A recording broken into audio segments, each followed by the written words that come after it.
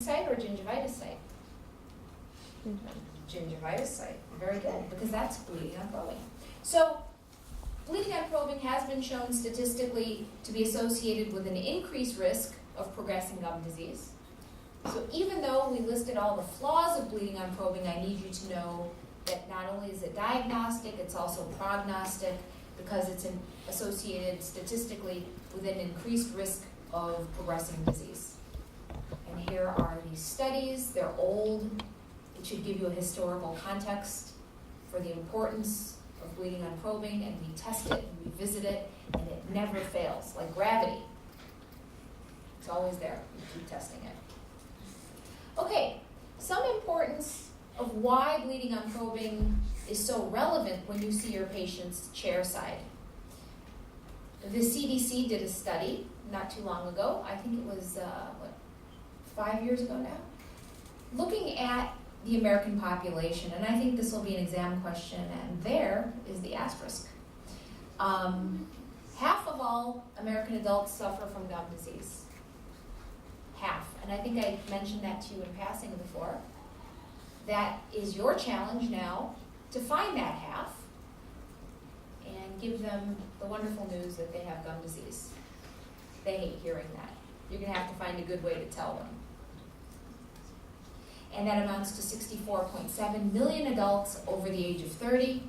Again, your challenge to find them and find a nice way to tell them. Another great exam question.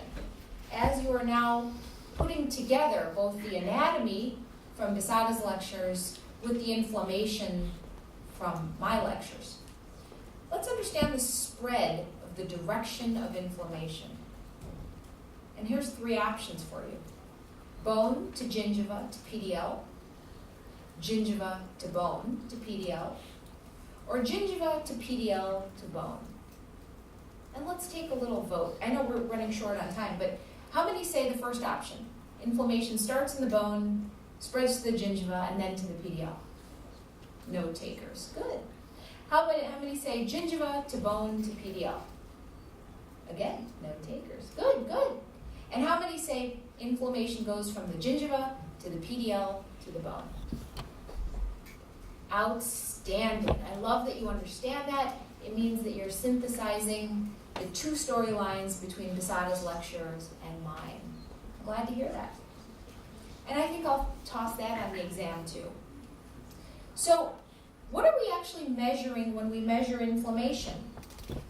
We're measuring the body's response to the biofilm. We're measuring the vasodilation, the vascular leakage. We're measuring the swelling. There's no easy way to measure leukocytes and PMNs and macrophages pouring into an inflamed site. So we do it by proxy. And we're given the message that that redness, that edema, those clinical signs of inflammation, which might include pain or they might not, really have something to do with vasodilation.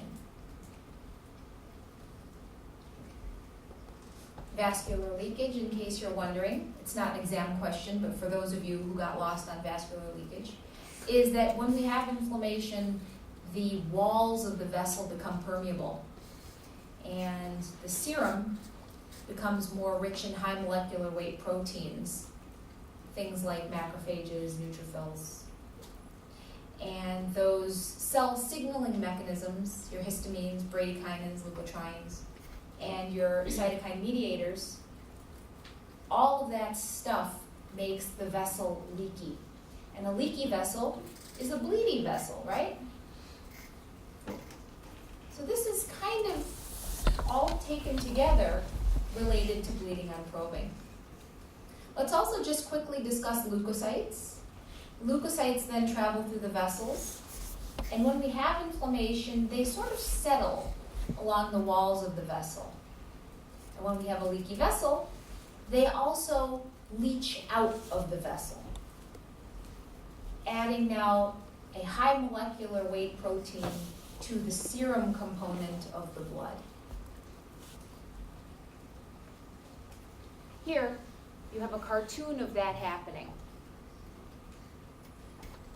If enough of that happens in an inflamed sulcus, you start to see a really heavy exudate, filled with high molecular weight proteins which have marginated out of the vessel walls.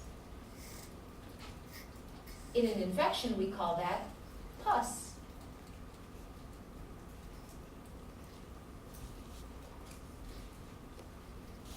Okay, enough gross stuff before lunch. Let's talk about the outcomes of inflammation.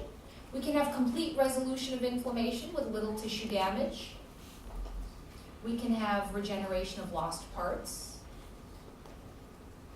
We can have scarring if the tissue is not able to heal by regeneration. And as we get into your third year course, we'll talk about how we as dentists help the body to heal with new parts rather than by scar formation.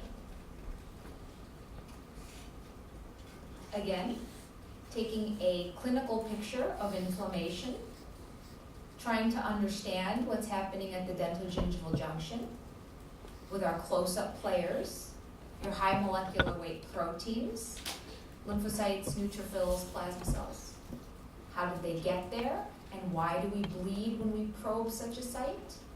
Because the vessels are dilated. Our high molecular weight players settle along the walls of the vessel and leach out.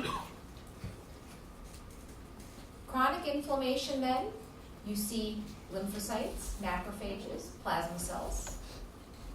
The crevicular fluid gives way to exudate with those players, and in infection we call that pus. Tissue destruction happens through these inflammatory cells, and tissue destruction happens in a waxing and waning form. So you have acute periods and stable periods. That's enough for one day. Any questions? Yeah? So are we to understand that the plaque biofilm always grows faster than what the immune response can destroy? Not necessarily. I'm showing you dysregulation. But it is possible that it would just take care of it on its